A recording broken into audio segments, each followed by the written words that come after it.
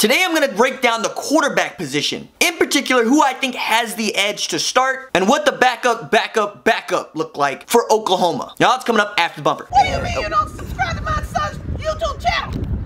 Mama, no! Just snap the damn ball, RJ. What's up, kinfolk? It's RJ Young. I am not on a step mill. Today we're going to talk about quarterbacks. Before we get into the quarterbacks, I want to give you some news and notes that you need to know, starting with the TULSA Celebrity Golf Classic. The TULSA Celebrity Golf Classic benefits the YMCA of Greater Tulsa, which is where I live, and the Bixby Outreach Center. And it will feature a Scramble format where 4 players will be joined by a celebrity, and then they'll be invited to a VIP privately sponsored party where they can take pictures and get autographs with those celebrities. So why am I telling you about this? Well, because the celebrities are pretty stacked. At the top of the list for Sooners fans are these names. Marcus Dupree, you know, the greatest who never was, the original 5-star running back to Oklahoma. Also on the list is 3-time All-American and Sooner George Cumbie, Nebraska quarterback Tommie Frazier, you know, 2-time All-American College Football Hall of Fame, Thomas Lott, Mike Harper's gonna be there, recent OU wide receiver and Miami Dolphins wide receiver Kenny Stills, didn't even know Kenny played golf like that, man, and former standout linebacker Jackie Shipp. All these guys, in addition to many others like Corey Hilliard, Mark Moore, Harry Roberts, and even TU quarterback Paul Smith and former TU coach Dave Rader are all gonna be at this event. So a chance for you to hobnob with them, drink with them, get a picture taken with them. I'm gonna put a link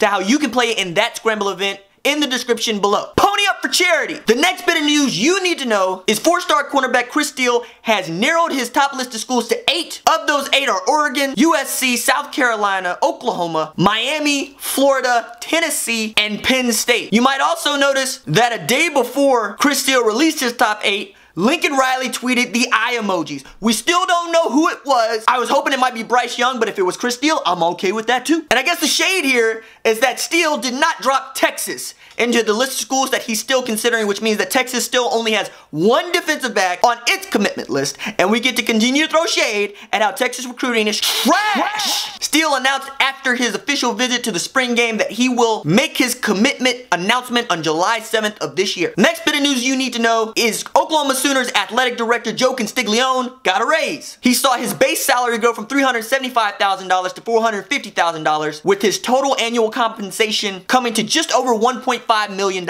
Joe C has been the athletic director at Oklahoma for 18 years, and we have 18 national championships to show for it. Carry on, Joe C. We too deep. Finally, the last bit of news is Sports Illustrated released its post-spring game top 25. At number 1 is Bama, at number 7 is Oklahoma, and then at number 8 is Georgia, number 9 is TCU, number 12 is West Virginia, and at number 22 is Boise State, just ahead of number 23 Texas, and then number 24 Florida Atlantic. I think TCU at 9 is a tough sell. Also, a lot of things are still in flux with Kyler Murray still making his decision about whether or not he's going to play baseball or football. And there's a lot of Georgia fans that are going to look at this and go, how is Oklahoma ranked ahead of Georgia if Georgia beat Oklahoma in the Rose Bowl and play for a national title? It might be that Georgia's just that bad this year. Oh, damn. All right, now let's talk about quarterbacks. And we're going to start with the bottom of the depth chart and work up to where I think the top of it will be. And that means we got to start with Waco Midway Sooner signee Tanner Mordecai. If you don't know Tanner Mordecai, there's a link to a video I made about him and what he's capable of right up here. But the thing that you need to know is that he has the Baker gene, meaning the kid just knows how to win football games. No, he was not OU's first pick, but when Cameron Rising backed out, Tanner Mordecai said, I'll come to Oklahoma and play quarterback. And you know what? It might have been like we're trading up when you look at Cameron Rising's tape versus Tanner Mordecai's tape. And he's got some pretty astounding numbers. As a senior, he threw for 3,989 yards with 48 touchdowns. He also rushed for another 1,131 yards and 23 touchdowns. He's 6'2", 215 pounds and growing. He knows what it means to run a spread offense. He knows how to read and make throws in an air raid. And his high school football coach swears by him, saying very simply he's a leader and has been physically and emotionally. I think Tanner Mordecai is going to redshirt 2018, just like I would hope for most college quarterbacks. And I think he can, because the next guy on the list is a guy a lot of folks don't know a lot about, but I think you should be kind of excited to have Tanner Schafer on the team, running the scout team. And this is a guy who's actually just 2 broken ankles away